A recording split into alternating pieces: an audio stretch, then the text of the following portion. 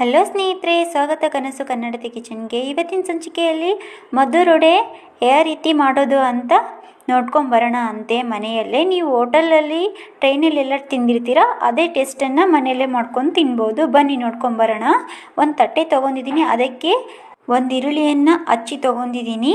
Tea ಕುಡಿಯೋ ಕಪ್ಪಿನ ಅಳತೆಯಲ್ಲಿ ಮೈದಾ ಹಿಟ್ಟನ್ನು ತೊಗೊಂಡಿದ್ದೀನಿ. ಅದೇ ಟೀ ಕುಡಿಯೋ ಅಳತೆಯಲ್ಲಿ ಚಿರೋಟಿ ರವೆಯನ್ನು ತಗೊಂಡಿದ್ದೀನಿ. ಸ್ವಲ್ಪ ಅಕ್ಕಿ ಹಿಟ್ಟನ್ನು ತೊಗೊಂಡಿದ್ದೀನಿ ಅದೇ ಕಪ್ಪಿನಿಂದ. ಇದಕ್ಕೆ ಸ್ವಲ್ಪ ಕಡಲೆಬೇಳೆಯನ್ನು ಹಾಕಿದ್ದೀನಿ, ಕರಿಬೇವು ಹಾಕಿದ್ದೀನಿ, ರುಚಿಗೆ ತಕ್ಕಷ್ಟು ಅಚ್ಚ ಖಾರದ ಪೌಡರನ್ನು ಹಾಕಿ, ರುಚಿಗೆ ತಕ್ಕಷ್ಟು ಉಪ್ಪನ್ನು ಕೂಡ ಹಾಕಿ, ಈಗ ಕೈಲಿದ್ದಾನೆ ಇದನ್ನು ಈ ರೀತಿಯಾಗಿ ಕಲಿಸ್ಕೊಳ್ಳಿ. ಯಾಕಂದರೆ ಈರುಳ್ಳಿಯಲ್ಲಿ ನೀರಿನ ಅಂಶ ಇರುತ್ತೆ ಅಲ್ವಾ, ಹೀಗಾಗಿ ಆ ನೀರಿನ ಅಂಶ ಎಲ್ಲ ಬಿಟ್ಕೊಳ್ಳುತ್ತೆ. ಕೈಲಿದ್ದಾನೆ ಕಲಿಸ್ಕೋಬೇಕು. ಈಗ ಇದಕ್ಕೆ ಒಂದು ಸ್ವಲ್ಪ ಕಾದಿರೋ ಎಣ್ಣೆಯನ್ನು ಕೂಡ ಇದಕ್ಕೆ ಹಾಕಿ, ಈ ಎಣ್ಣೆ ಹಾಕಿಯಿಂದ ಇದರ ಮೇಲೆ ಗುಳ್ಳೆ ಗುಳ್ಳೆ ಥರ ಬರಬೇಕು. ಆ ರೀತಿ ಎಣ್ಣೆ ಕಾಸಿ ಇದಕ್ಕೆ ಹಾಕಿ ಮತ್ತೆ ಕೈಲಿದ್ದಾನೆ ಕಲಸಿ. ಆದರೆ ಈ ಕೈಲಿದ್ದ ಕಲಿಸೋ ಟೈಮಲ್ಲಿ ನೀವು ಹುಷಾರಿರಬೇಕು, ಇಲ್ಲಾಂದರೆ ಚಮಚಲಿದ್ದನೂ ಕಲಿಸ್ಬೋದು. ನಾನು ಸ್ವಲ್ಪ ಕೈಲಿದ್ದಾನೆ ಕಲಿಸ್ತಾ ಇದ್ದೀನಿ.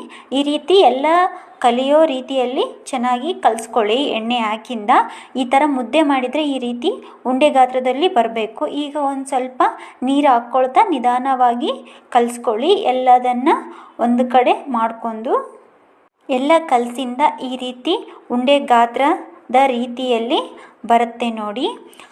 ಈಗ ನೀವು ಮಧುರೊಡೆ ಶೇಪ್ ತೊಗೊಂಬರೋಕ್ಕೆ ಒಂದು ಸ್ವಲ್ಪ ಹಿಟ್ಟನ್ನು ತೊಗೊಳ್ಳಿ. ಉಂಡೆ ಆ ಶೇಪಿಗೆ ಎಷ್ಟು ಬೇಕೋ ಅಷ್ಟು ಉಂಡೆಯನ್ನು ತೊಗೊಳ್ಳಿ. ಆ ಉಂಡೆಯನ್ನು ತಗೊಂಡು ನೀವು ಒಂದು ಕವರ್ ಮೇಲೆ ತಟ್ಟಬಹುದು, ಇಲ್ಲ ಅಂದರೆ ಒಂದು ಬಾಳೆದೆಲೆ ಮೇಲೆ ಆದ್ರೂ ತಟ್ಟಿ ಕೈಲಿದ್ದಾನೆ, ಇಲ್ಲ ಆದರೆ ಲತ್ತಣಿಕೆಯಲ್ಲಿದ್ದನ್ನು ಕೂಡ ನೀವು ಶೇಪಿಗೆ ತಂದುಕೋಬೋದು. ಈ ರೀತಿ ರೆಡಿಯಾಗಿದೆ ನೋಡಿ ಮಧುರೊಡೆ ಶೇಪಿನಲ್ಲಿ. ಈಗ ಗ್ಯಾಸಲ್ಲಿ ಆನ್ ಮಾಡಿದ್ದೀರಲ್ವ, ಅದಕ್ಕೆ ಒಂದು ಪಾತ್ರೆ ಇಟ್ಕೊಂಡು ಎಣ್ಣೆ ಹಾಕಿದ್ದೀರಾ, ಎಣ್ಣೆ ಕಾದಿದೆ ಕೂಡ. ಈಗ ಅದನ್ನು ಈ ಎಣ್ಣೆಗೆ ಬಿಡಿ. ನೋಡಿ ಎಷ್ಟು ಚೆನ್ನಾಗಿ ಗುಳ್ಳೆ ಬರ್ತಾ ಇದೆ ಅಲ್ವಾ, ಹಂಗಾದರೆ ಎಣ್ಣೆ ಚೆನ್ನಾಗಿ ಕಾದಿದೆ ಅಂತ.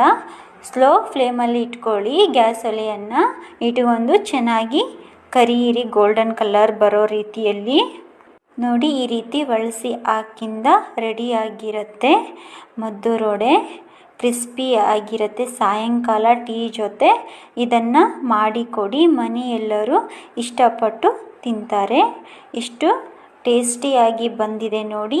ನೀವು ಕೂಡ ಟ್ರೈ ಮಾಡಿ ನೋಡಿ. ಈ ರೆಸಿಪಿ ಇಷ್ಟ ಆದರೆ ಒಂದು ಲೈಕ್ ಮಾಡಿ, ನಿಮ್ಮ ಫ್ರೆಂಡ್ಸಿಗೆ ಶೇರ್ ಮಾಡಿ.